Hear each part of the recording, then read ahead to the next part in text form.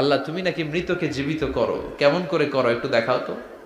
আল্লাহ বলে, ইব্রাহিম এটা কেমন কথা? আওয়ালাম তুমিন, তুমি নবী মানুষ কি প্রশ্ন করলা, তোমার বিশ্বাস হয় না? আওয়ালাম তুমিন, বিশ্বাস হয় না? তুমি তো নবী, জানো জানো নবী নও, তুমি খলিল, তোমার বিশ্বাস হয় না? এটা কেমন প্রশ্ন?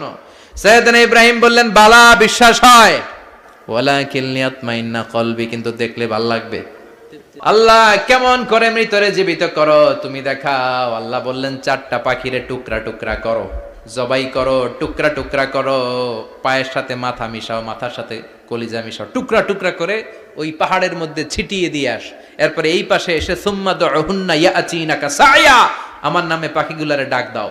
উনি এই পাশে এসে আল্লাহর নামে টুকরো টুকরো করে ছিটিয়ে দিয়ে আসা পাখিগুলোর ডাক দিতে দেরি মুহূর্তে পায়ের সাথে মাথা, মাথার সাথে বডি লেগে জীবিত হয়ে পাখিগুলো দৌড়ে সাইয়েদনা ইব্রাহিমের কাছে চলে এসেছে।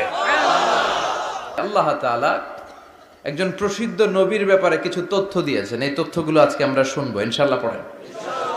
রব্বুল আলামিন বলেন, ওয়াইয বিতালা ইব্রাহিমা রাব্বুহু বিকালিমাতিন ফাতাম্মাহুন্না ক্বালা ইন্নী জাইলুকা লিন-নাসি ইমামা।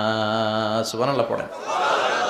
যেই নবীর ব্যাপারে আল্লাহ তথ্য দিলেন ওই নবীর নাম ইব্রাহিম আলাইহিস সালাম। সবাই বলেন কি নাম? চিল্লায় বলেন কি নাম? আল্লাহ বলেন, নবী স্মরণ করুন সেই সময়ের কথা যখন আমি আমার খলিল ইব্রাহিমকে অনেকগুলো বিষয়ে পরীক্ষা করেছিলাম, আর আমার খলিল ইব্রাহিম প্রতিটা পরীক্ষায় গোল্ডেন এ প্লাস পেয়েছে। প্রতিটা পরীক্ষায় সফলতার সাথে আমার ইব্রাহিম উত্তীর্ণ হয়েছে। আর ফলাফল স্বরূপ আমি বলেছি, ইন্নী জাইলুকা লিন